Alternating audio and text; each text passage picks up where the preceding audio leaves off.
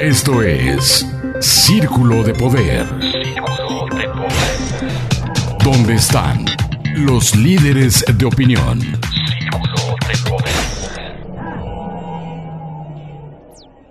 Gracias por acompañarnos en este Círculo de Poder, donde están los líderes de opinión, y luego nos acompaña en este espacio de análisis José Luis Uriostegui. ¿Cómo estás, José Luis? Muy bien, ¿cómo está Rolando? Te agradezco mucho y hago la precisión, abogado, y le sabes un poquito el tema político.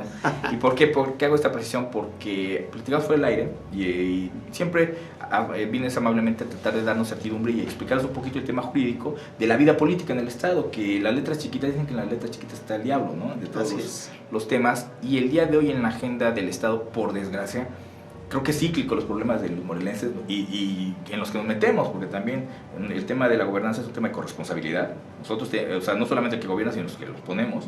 Y hablo del tema cíclico, la convulsión que se está generando al interior del Congreso por segunda vez con esta legislatura en la integración de sus órganos de gobierno, que es la Junta Política y la Mesa Directiva, que para la gente de pie pues debería ser un tema irrelevante para nosotros. Al final de cuentas no nos debería interesar quién es el presidente de la Mesa Directiva, o sea, propiamente del Congreso y de la Junta Política y las comisiones, sino más bien qué transitaría las iniciativas, que además cuando llega esta legislatura pues había muchísimas jefaturas pendientes. Pues por desgracia los diputados están más abocados en su agenda personal y en cotos de poder y dinero, porque además también hay que decirlo como se refleja al final de cuentas todo esto, que en una agenda social. Y el pleito que se vuelve a dar hace un año, vimos un zafarracho tremendo entre Morena y todas las otras fracciones parlamentarias, incluyendo las de la coalición Juntos Haremos Historia, que era el PES y que era PT, pues se dieron por debajo de la lengua y a regañadientes se integraron estos órganos. Hoy estamos otra vez entrampados en lo mismo y creo que peor, porque las fracciones parlamentarias se han dividido unas y otras, se han debilitado, otros se han fortalecido, y la ambigüedad, sobre todo, hay que decirlo como tal, iba, por eso que te quería que nos ayudaras a entender, es lo que nos tiene así, lo decía yo fuera del aire, ahorita lo estamos platicando, el tema de que hay leyes ambiguas, o que a lo mejor el caso nunca se había dado y hoy es atípico, pues nos tiene secuestrados a los morelenses, porque al día de hoy no podemos ver que se hayan integrado estos órganos de gobierno, y entonces, pues cuál es la agenda de los legisladores, quién va a ser presidente y quién no, y todas las iniciativas que hay ahí, pues metidas en el cajón, para otro día que sea bueno. Entonces quiero que nos ayudes a entender un poquito cuáles son las deficiencias y realmente qué certidumbre hay, porque luego ni los mismos diputados saben. Sí, es paradójico. Con mucho gusto, Rolando, ya sabes que cuantas veces me invites aquí voy a estar.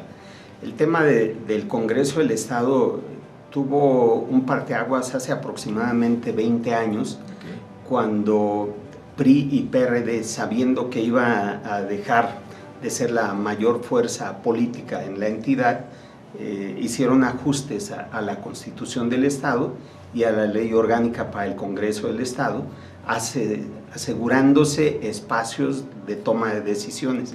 Entonces dividieron la mesa directiva, un presidente que iba a representar un partido, y la Junta de Coordinación Política, que iba a representar otro partido, y que año con año, durante los 3 que dura la legislatura, iban a ir sustituyéndose para tener una participación más democrática. Que además lo complementó, según esto, para dar contrapeso al interior, ¿no? Exactamente, y un partido no podía presidir la mesa directiva y la Junta de Coordinación al mismo tiempo, precisamente para esos contrapesos.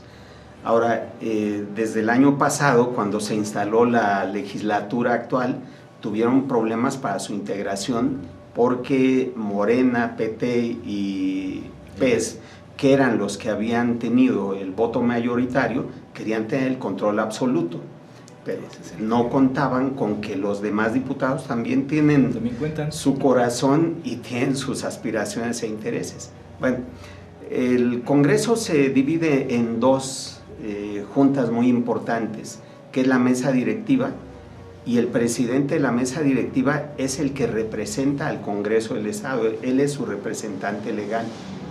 Se elige por mayoría calificada de los diputados en asamblea, esto es en sesión, y la mayoría calificada hoy la representan 14 diputados, porque la integración total es de 20 diputados. Sí, claro. Hubo una reducción de 30 a 20 y se reconfigura. Entonces son las 2/3 partes del Congreso del Estado los que integran la mayoría calificada.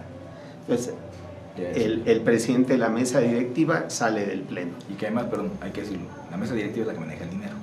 Sí, claro. La chequera y también es un botín interesante. Por supuesto, es efectivamente quien maneja el presupuesto y toma las mayores decisiones al interior de la Asamblea Legislativa. Luego tienes la Junta de Coordinación Política, en donde están integrados los representantes de grupos parlamentarios que deben ser formados cuando menos por 2 diputados. Y cada partido que tiene más de 2 diputados integra un grupo parlamentario. Si no tienen más de 2, entonces son fracciones parlamentarias y la toma de decisiones al interior de la Junta de Coordinación Política se toma por voto ponderado. Esto es, el representante de un grupo parlamentario tiene tantos votos como sea el número de diputados con que cuente. Sí. Si en ese momento el PES, por ejemplo, tiene 4 diputados, su coordinador parlamentario tiene ese número de votos. Y la investidura ya crece o de militantes. Así es. Y en esta junta de coordinación se elige al presidente de la Junta de Coordinación Política. Entonces es por voto ponderado, ahí no es el pleno el que decide. Oye, ahorita el meollo más complicado en el Congreso precisamente es la designación de la mesa de la Junta Política, que hoy la preside la diputada Tania Valentina, presidenta del PT, y bueno, ahí muy polémico el asunto, porque al final de cuentas empezó con 4 diputados, luego se fue Pepe Casas, ahorita ya se fue Galindo, queda con 2, ya en normatividad ya no puede presidirlo, pero aquí viene el asunto medular. Resulta que para la renovación de estos órganos requieren, bien lo mencionabas, 14 votos. No tienen capacidad, hay que hacerlo como tal ahorita, no han logrado generar un consenso y entonces no se pueden renovar estos órganos. Y entonces todo el mundo patalea porque no se pudo renovar, pero también a culpa de unos maliciosamente que sí lo están estancando este asunto, otros no han podido generar los acuerdos, y yo creo que la ambigüedad en la ley es lo que nos ha llevado a este asunto. Está entrampado y hay quienes ya aseveran que ya es cuestión de días, casi de horas, para esa renovación. ¿Qué estamos entendiendo? Bueno, pues ya van a haber 14 votos de quién sabe qué fuerzas, y la lectura la daremos. Pero, ¿qué hacer? Y te lo pregunto, tú que eres jurista, ¿tú qué consideras que hay que modificar la ley? O sea, ¿qué previsiones hay que tomar? Porque no podemos estar secuestrados a los intereses de un par de diputados, porque hoy resulta que con tan pocos diputados, 4 diputados, 4 pelados nos tienen secuestrados y ya no camina. ¿Qué hacer para tratar de generar esos contrapesos? Ya, básicamente es una cuestión de estricto orden público y también de interés de servir a la comunidad.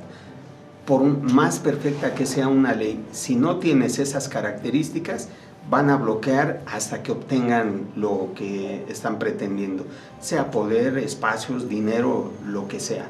Y en ese momento, pues, la diputada Tania Valentina no está en condiciones de pelear espacios, y se va a aferrar al que tiene. En tanto también no se pongan de acuerdo, el presidente de la mesa directiva va a continuar.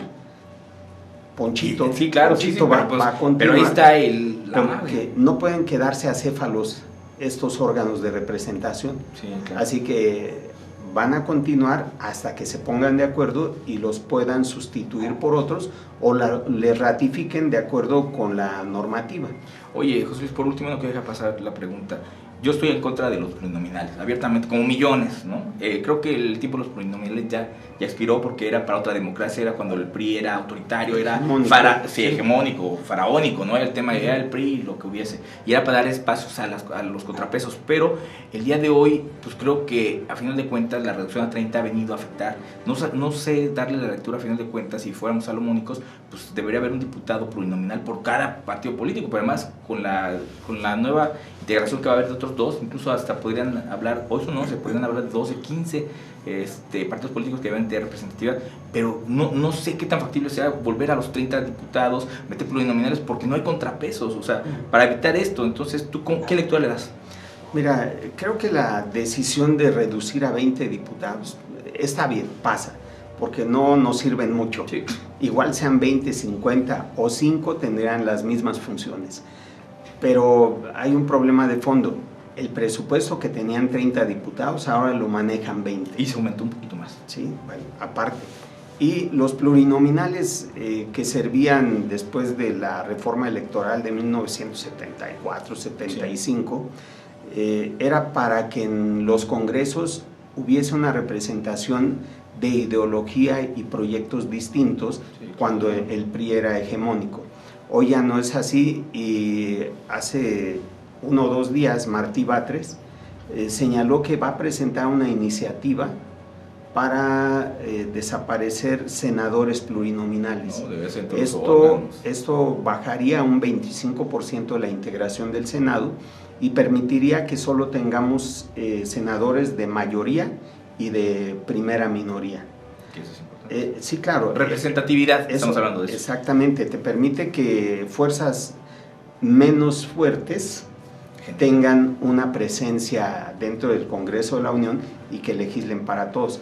Así que sí, valdría la pena considerar desaparecer a los plurinominales, que no representan propiamente a la población porque no es un voto directo, sino representan a los partidos y emanan de decisiones de las cúpulas partidistas. Tu lectura, a final de cuentas, ¿estamos entrampados por un tema jurídico o de voluntades? Político y de voluntades, jurídico no es. O sea, qué triste, pero la verdad es que es el común denominador de esta legislatura, en la cual deja mucho que desear. José Luis Oreste, te agradezco mucho, como siempre nos das un poquito de certeza, porque realmente, como decían, ni los mismos diputados luego saben cómo están integrados los órganos y la complejidad que hay, y sí, a final de cuentas dicen que el diablo está en las letras chiquitas. Como siempre te agradezco. Orlando, con mucho gusto. Este espacio, como siempre, Gracias. te agradezco mucho. Esto es Círculo de Poder, continuamos. Esto fue Círculo de Poder. Círculo de Poder. ¿Dónde están los líderes de opinión?